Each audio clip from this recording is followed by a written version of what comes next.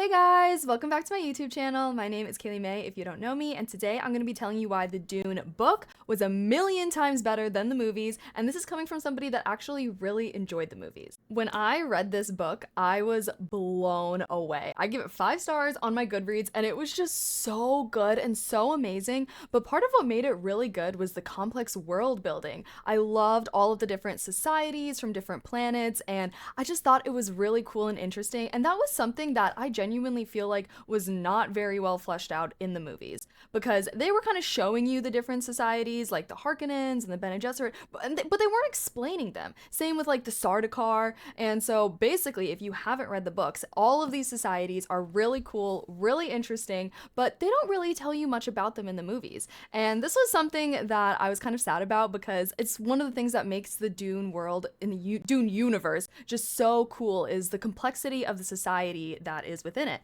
And I feel like the Dune movies were like visually very cool. Like, loved it. I thought that, visually they did great.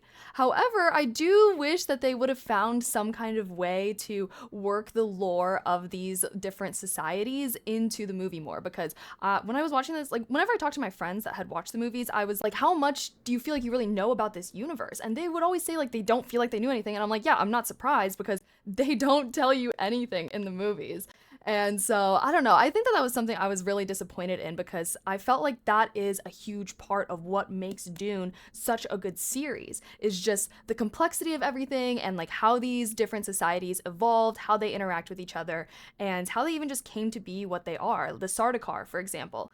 Those are the soldiers that you see fighting for the Emperor, but they don't explain them at all. Basically, the Sardaukar are from this prison planet that just has terrible conditions, and they're like fighting for their freaking life on this prison planet, so that basically anyone that survives off of this planet like has to be pretty resilient, pretty badass, and that's why the Sardaukar are such these renowned soldiers, and that's why it was such a big deal when they attacked Arrakis, aka Dune, because they are the Emperor's soldiers, which meant that which was a very big symbol that the Emperor helped the Harkonnens. Now, they did kind of obviously explain that in the movies, that the Emperor was working with the Harkonnens, but I don't know, I guess I wish that they would have just explained more things in the movies.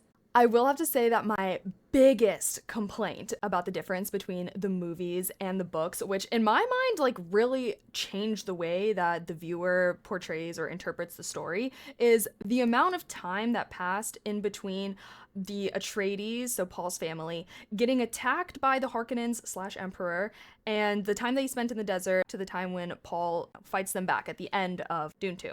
And it was really annoying, because I felt like in the movies, basically it seemed like, Atreides got attacked, Jessica and Paul are out in the desert, they run into the Fremen, and then the Fremen are like kind of sus, but then immediately they're like, Lisan al-Gaib, all of a sudden. And then like they're just like taking him on, and like they just accept him and like, have him, worship him, whatever. And I don't know, I feel like it really made the Fremen seem, I don't want to say like lesser than, but like almost like tribal as a society, versus in the book, the Fremen are very complex and they're very interesting. And in the book, after Paul and Jessica flee, after their house is attacked, they're in the desert, and they're looking for the Fremen for a little bit. Anyways, they eventually do run into the Fremen, but the Fremen are very suspicious of them, and they have heard the rumors of the Lisan al-Gaib, but obviously they're very suspicious, right? Like if you were waiting for this, prophet or whatever to come, like you're not gonna just accept any random bozo that walks in, right? Like, so Paul lives with the Fremen for 2 years.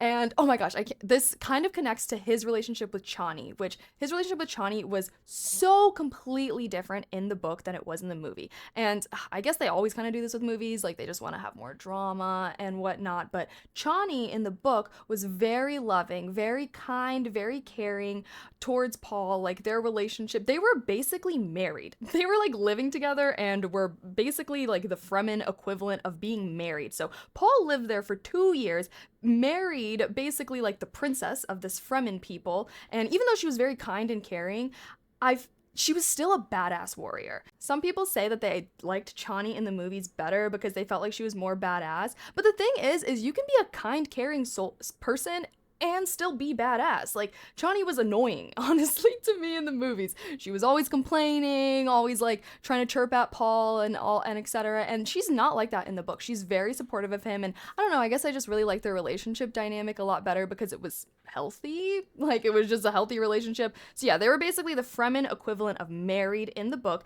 and they had a son together. They literally had a whole child together. That child does end up dying, and so, you know, I can see why they didn't maybe include him in the book, in the movie. But I don't know, I just feel like the way that Paul had to work for years, and he became so integrated into Fremen society in the books that he had to really work to earn the Fremen's trust and become the Lisan al-Gaib that was prophesized on Dune. And in the movies, they just kind of jumped to it, and I think it kind of gave white savior vibes, honestly, in the movies, because he basically shows up and they're like, oh my god, white man, yes, Timothée Chalamet.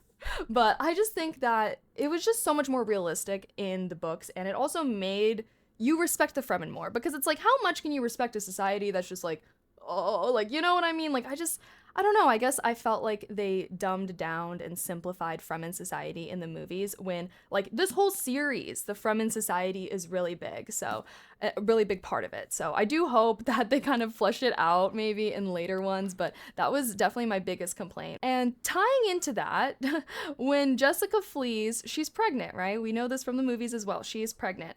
However, since that was such a short period of time in the movies, she's still pregnant by the end of the movie when Paul kind of has his rebellion. And now, like I said in the books, they live with the Fremen for 2 years. So she does give birth, and she gives birth to Paul's sister, Aaliyah. And Aaliyah was actually a pretty prominent character in the book. Aaliyah basically is born knowing everything, because Jessica becomes a reverend mother while she is pregnant with Aaliyah, which then basically gives Aaliyah like full consciousness in the womb. And she comes out as a baby, full consciousness, like knows everything, really weirds out the Fremen, honestly. And she's like basically like a fully functioning person, like in a baby body and in a toddler body. But she is actually the one who, at the end, when Paul and the Fremen go to attack the Emperor once he's visiting with the Harkonnens, Aaliyah is actually the one that, like, she fights. Like, she's literally a toddler, she fights, and she's the one that kills the Baron. And she becomes very prevalent, especially in the second book in the Dune series, Dune Messiah. And I don't know, the fact that they left out her character, who was pretty important in the book and is very important to the series, is a little confusing to me. At the same time, though, I'm gonna have to acknowledge that with a movie, they can't include everything. But I guess I hate the way, like, they could have very easily just, like, skipped 2 years into the future, and I don't know. But I will at the same time say, I don't want anyone commenting being like, well, it's a movie, they can only do so much. Yeah, I don't care. Okay. Because I swear, like, so many of the things that they left out just changes the way that you see it. And like I said, I really like the Dune movies. I thought, as far as movies go, they were good, but so much of what made the Dune universe really cool and interesting, and especially the whole thing going on with Aaliyah, very interesting, and really makes you think about spice, how that affects people, and like the Reverend Mothers and the Bene Gesserit and whatnot. I feel like it gets more into all of that, and they don't get into any of that in the movies. So I don't know. I will say, if you really like the movies, you're gonna love the book. The book was fantastic, amazing, 10 out of 10. However, I will acknowledge that if you don't read a lot of sci-fi or fantasy, or just books that are heavy in the world building, it might be a little hard for you to get into like it was for me. But regardless, so worth the read. I absolutely loved this series. I've finished the series right now, and I actually am gonna do a full series review. I'm gonna do the first half of that video with no spoilers, so don't worry if you don't want any spoilers because you're looking forward to all the movies, you can still watch that video. But yeah, this series was amazing. The first book especially, though, was so good, and I just loved it. I loved the world building. I loved how interesting it was, and there was a lot of commentary on religion and like how religions operate in society and whatnot, and just so much social, political commentary in this series that I genuinely feel like was just stripped out of the movie. And I guess, you know, movies are made for a more general audience. They don't really want to be making people think like that, I guess, in the movies, but I don't know. I think that the movies definitely gave the story more of a white savior vibe than it really should have had.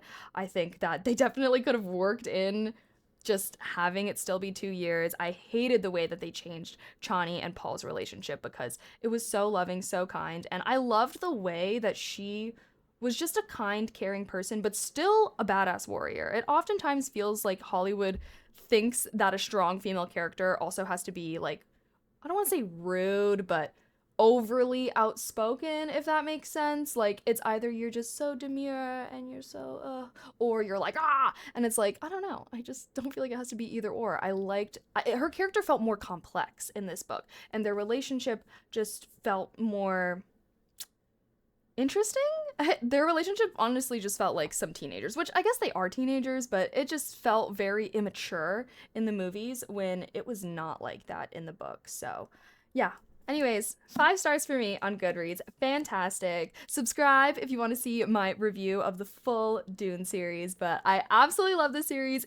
I totally recommend it, and if you have read this book or if you've read the series, please comment, tell me what you guys thought of it, because I love talking about this stuff with you guys, and I think I'm going to try and make some more book review type videos in the future on this channel, so make sure you're subscribed if you're not, and yeah, make sure you like this video too if you enjoyed. It shows me that you guys like these book review videos, and I'll have to make some more of them for you. But yeah, amazing book. I highly recommend. You should read it. And even though it's long, you'll go through it so fast. I promise. All right. Thank you so much for watching. Don't forget to like, comment, and subscribe. I'll see you guys next time. Bye.